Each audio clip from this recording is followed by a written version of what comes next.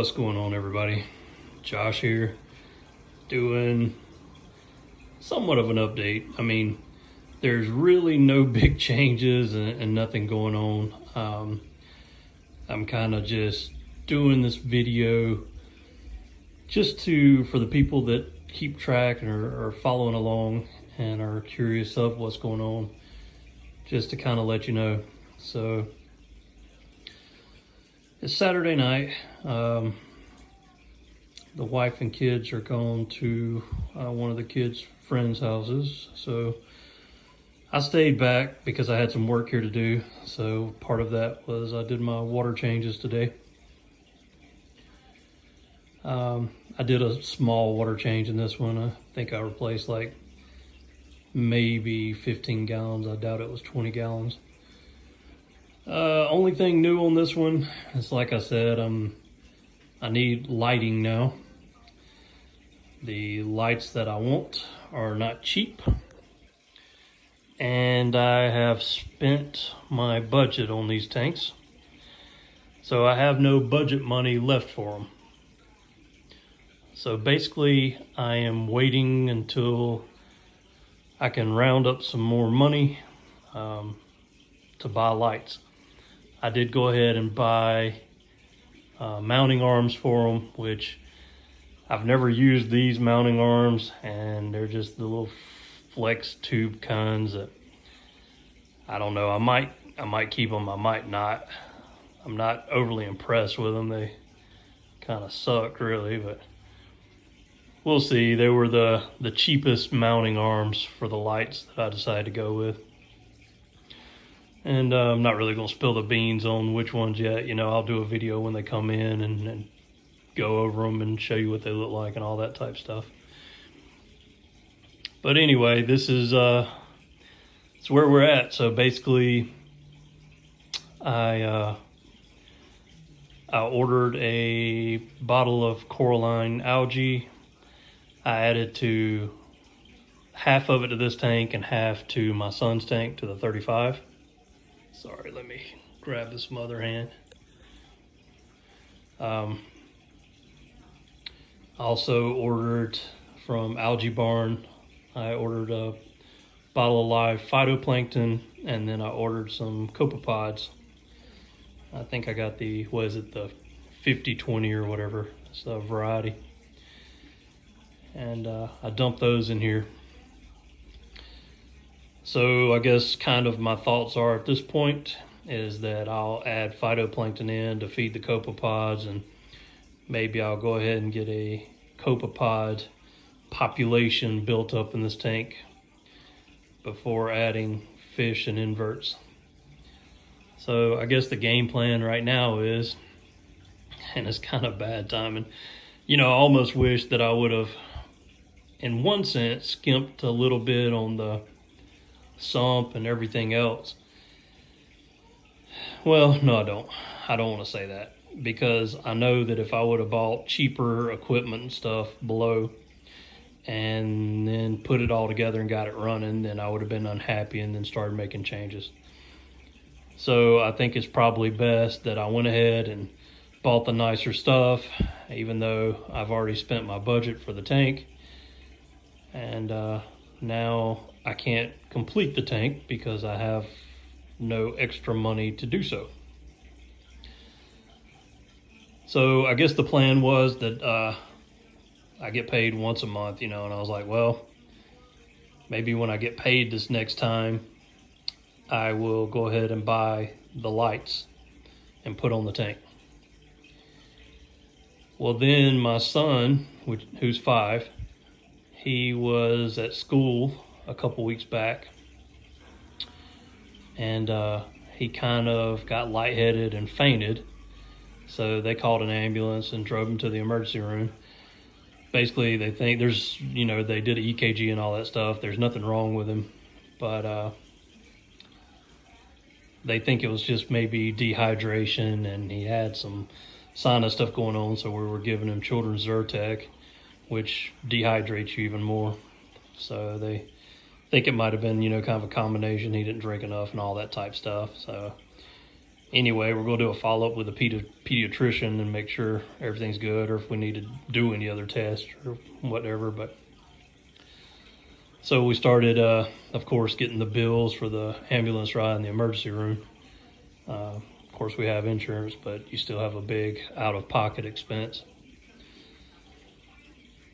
So, having said that, I'm not sure if I'm going to be able to even get the lights this next time I get paid. Then we're also rolling around, before we know it, we'll be at Christmas, and then I got my wife's birthday coming up in December. So at this point, I'm sitting around thinking, when am I even going to get the money up to buy the rest of the stuff for this tank? So right now, that's where I'm at. I'm trying to contemplate a plan. I really don't want to charge stuff on a credit card. I did charge a few things on a credit card, and have basically paid that off, but I really don't want to charge any more for the tank on a credit card. I try not to do that because I hate paying interest on this type of stuff. I was hoping just to be able to pay cash for all of it, but it's not looking like that was going to happen. It could happen. It's just that I'll probably, the way things are going, I'll probably have to wait till after Christmas before I even made any other purchases for it.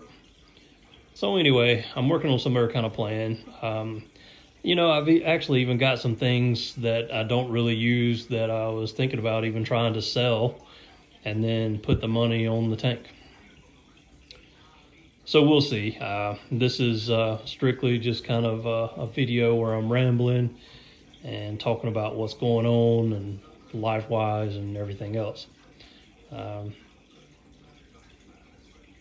Everything else is doing well. Like I said, I did. And I know that the coralline algae, is going to take light to grow. Well, you can see behind me here is actually very large, like a full wall of windows, even though we have curtains across it. So, I can open up those and it gets a lot of natural sunlight if I do that. We do have some of the darker curtains you can see in the mirrors there that I love so much. You can see the darker curtains, and I can close those, and they're basically light blocking. So I can block out all the light to the aquarium, or I can let some in. So right now I'm letting in some natural sunlight, just hoping that I'm not sure. I know that coralline algae or any algae is going to take some light to grow, but I'm not sure, if the spores are in the tank and they start clinging on to stuff. I'm not sure how long, if they can just remain dormant for a while, which I've read both ways. I've read that you can pour them in a tank that has no light and they'll remain dormant until you add light. And I've also read that, the spores will eventually die off without light. So I don't know which one's actually true. Like I said, I found both in kind of forums and things. So if anybody knows the answer to that, let me know. But I went ahead and put half a bottle in, just hoping that even letting some natural light in, I'm hoping they'll start to develop a little bit, I guess. That would be the best case scenario. But if they don't, that's fine. After I get my lights, I'll work on getting another bottle or whatever I need to do to kind of get some coralline algae going. Some people don't even use it. Some people don't like coralline algae. They say it's a pain to scrape off the glass and everything. I like it, so I like it to kind of cover the rocks and stuff, especially since I use dry rock. So I plan on using it. Let's see what else. Everybody, go check out the other videos I've done to see the underneath. Everything's plumbed in. I have not put the Nios media reactor in yet. I don't think there's any point until I get some living things in here, other than copepods and phytoplankton. Also have the macroalgae reactor. I hadn't started that yet either. I might try to go ahead and just order some macroalgae and put in it, because that reactor has its own light, and I can go ahead and put that in the sump and just really turn the flow down low. And I am trying to I still do add not only the live phytoplankton, but I do add some fish food into this tank, just to try to get it cycling. I added the Tim's one and only a couple different times, to hopefully get the bacteria going. When I first set it up, I was actually dripping some of the Brightwell ammonia in there.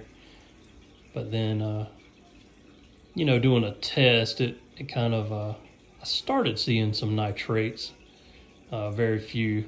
So I think it was, trying to cycle some.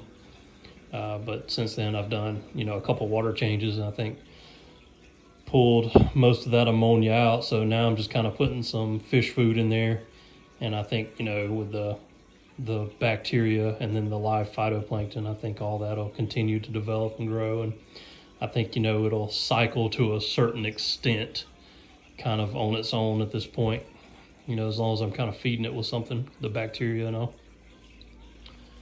Those are just my thoughts. I mean, I might be wrong, but that's my thinking anyway. Got the Apex up and running. Everything's good with that. No leaks. All the plumbing's doing fine. Got the Core 20 pump. No issues with that. So really nothing else to report. I mean, everything's working good. When I did the water change today for the first time, I actually took a not scraper, but what do you call it?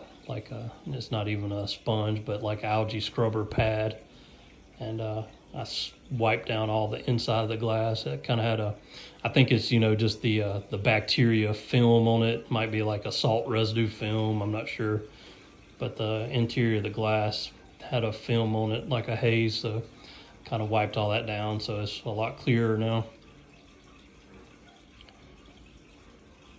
And that's really about it for this same video. I'm going to move back to my son's aquarium just to show you that. And I still hadn't set up the dosing pump for that either, because I need more hose and I want a shelf.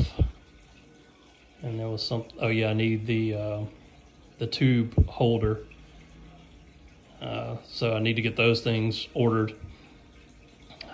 I should be able to, of course, get those. I mean, we're not talking about a lot of money there. So I should be able to get those pretty soon, and I'll do an update video on that when I get those in and get that dosing pump going, and let you know kind of how things are going. So until I get that set up, I showed you what I was dosing, the Tropic Marin, if that's what it's called, the all-in-one. I'm kind of just manually dosing a little bit of it right now. I think I'm doing like 3 to 5 mLs a day. So very, very little of it, because I'm still doing weekly water changes on that tank. After the tank, most of my tanks, and this is another topic that varies by who you talk to. I mean, you talk to people out there that do water changes every few days, once a week, every 2 weeks. I know people that stretch it out and do a water change every month. Then I hear people talk about not doing water changes at all. I think it's, all in what you have on your tank and what all you're running and your setup, and how familiar you are with things. And I mean, I think there's just a lot of aspects in all that. So basically what I do is, I usually start off for a while doing weekly water changes. And then after I kind of stop seeing the brown algae forming on the glass, and start seeing some of the others like the coralline algae and things kind of taking off, and my water parameters are better, or near perfect, then I kind of start changing that schedule, and I might go a week and a half for a little bit, and then I finally stretch it out to 2 weeks. And 2 weeks is about the longest that I go between water changes. I mean, if you've got a full refugium and all kind of like, algae plants, all that type stuff growing in there, that's just taking all the bad stuff out of the water, and then you're dosing with all the trace elements and calcium and alkalinity and all, and that's getting your water stable with that side of it, like feeding it with everything that your living stuff requires, then you can go without water changes. But especially for the all-in-one tank, that's why I'm adding. If I was going to continue to do weekly water changes, I wouldn't as much be concerned about having the dosing pump. Even though, so there's other videos out there that talk about it, but it's one of those things that if you have things in there that are consuming the calcium, magnesium, all the trace elements and all that stuff, if you have things in there that are consuming it, and you have 40 gallons, and you only are changing out 10 to 20 gallons, a week or every 2 weeks, then it depends on how much they're consuming. But, you get to a point where things are consuming a lot more than is getting replenished through just the water changes. So, I mean, that's why you have test kits and all. You have to kind of just monitor that and figure it out. For what I'll be putting in the 35-gallon tank, I think if, I can just dose the all-in-one and then stretch out the water changes to every 2 weeks, I think that, will be fine. Same on this tank. For what I have planned, I'm probably going to do more corals and stuff in this tank than I am the 35. And I might do, 2-step or more dosing for this one. But, I plan on having a lot more things that will consume it too. So, and I'll eventually get to a point where I'm just doing water changes every 2 weeks on it as well. But, like I kind of got off of it, but that's kind of just the maximum amount of time that I feel comfortable spanning out the water changes. Just, I think some good comes from doing it. And I don't think, even if I have some macroalgae in the reactor, I just, I don't, you can test it and watch it, but, watch your nitrates and all that stuff. I just feel like there's always benefits to doing actual water changes. So that's just my thoughts. Some people say, as long as you're dosing properly and watching everything, you just let it go until it needs it.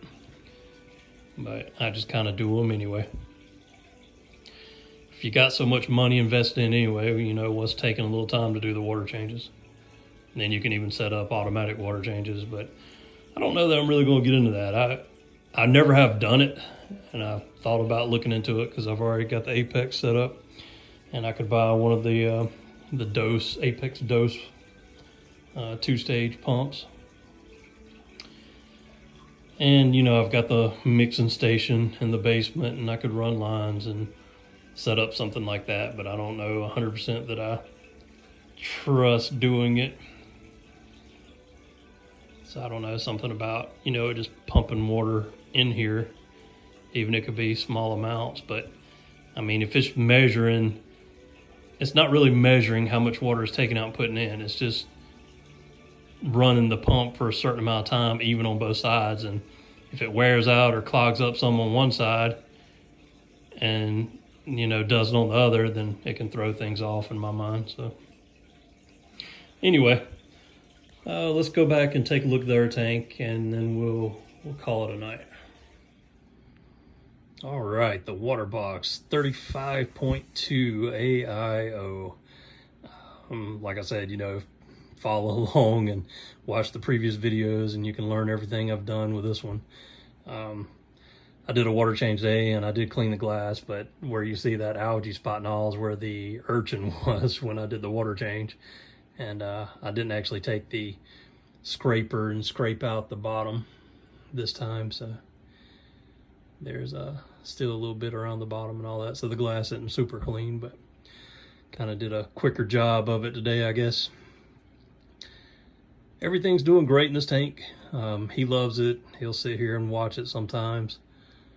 I think in the last video I changed out the Neuro 5 for the Neuro 3, a little bit smaller footprint there.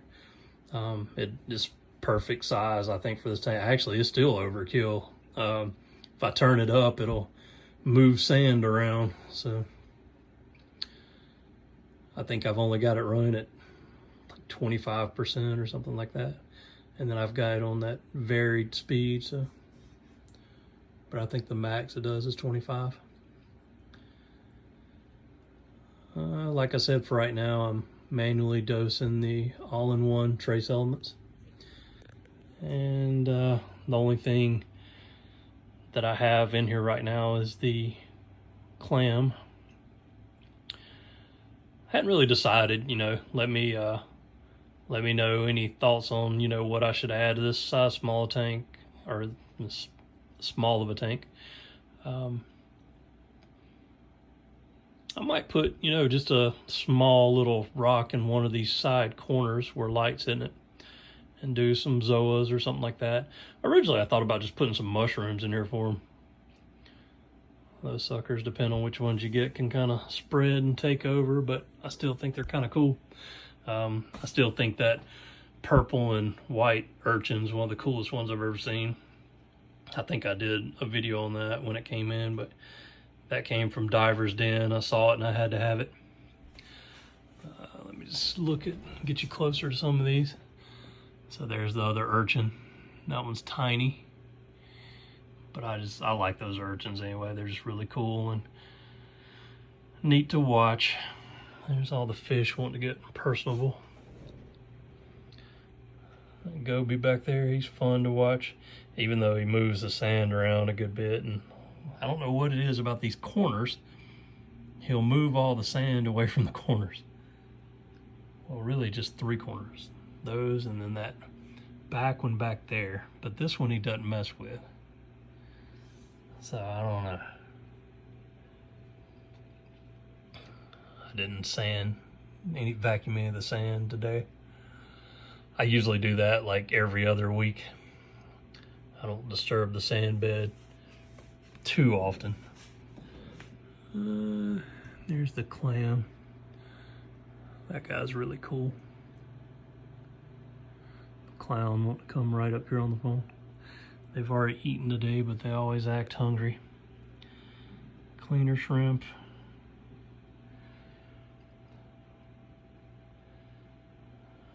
All the other guys going around.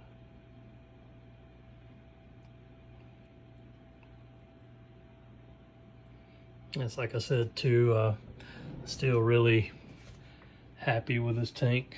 I like water box a lot, and for anybody considering buying a water box, they're having their what they call it, just blue sale or whatever. They do it once a year in November, so it's coming up. I won't say it's November the 6th. Go on their website, check it out if you're considering getting a water box. I think they do like maybe 20 to 30% off of them, so it's the biggest discount you'll get off of them all year. I called them several times trying to get them to come down the price. One thing I will tell you that they'll do, if you talk to them about buying one of these setups, for me anyway, they wouldn't knock any money off the price, but they will give you 10% of what you spend on it back as like a gift card, so that you can buy other stuff. So I bought some extra filter socks with it. But so that's something, you probably definitely want to do if you're considering getting one of these. But like I said, if I was in the market to buy another one, I would definitely check out the sale they have coming up once a year. So now's the time to buy. I don't know if Innovative Marine does anything like that or not. I think Innovative Marine, in my opinion, is just as good a quality, and they're cheaper. So, Well, I won't say they're cheaper on all the tanks. They're cheaper on the, I'd already had this one picked out, so I wanted to get a water box, and I got this one. But then I compared both of them when I was looking at basically a 100-gallon tank. So I compared both of theirs, and in the water box, what is it, like a 140 or something, because, or 130, I think, because they're actually including the what the sump holds as part of the tank size, volume, whatever. So to get an actual 100-gallon tank, you have to buy like the 130 in water box. So it was a good deal more expensive, but you are getting the sump with it. The part that killed it for me is I'm just not a fan of their sumps. So I just don't really care for the complete layout of it. They're nice and it's fine. It's just my opinion. You know, that's something that I just don't care for. So that's what drove me away from water box for a larger tank. I had somebody actually tell me, well, why don't you just buy it and then sell the sump and get another one? Well, I mean, selling that sump, you probably would get very little for it. I mean, it'd be hard to recoup much money on it. And then you'd buy another something replaced. But, I mean, that's just, in my opinion, losing a lot more money. And like I said, if I was just rich or got any heavy discounts or even it given to me like some people do, then yeah, I might, I would definitely do something like that. But considering I didn't get, any kind of discount on the larger tank, then I just kind of went the innovative marine, saving some money and putting my own stuff in there. But anyway, I know this video is kind of long, and all it turned out to be was just me rambling about stuff. But just wanted to kind of talk about how things are going. I do appreciate you watching. I will do update videos as often as I can, and as soon as I make any changes or get anything in, I will let you know. Right now, the only thing that's slowing me down is not being rich. So there you have it. Thanks for watching.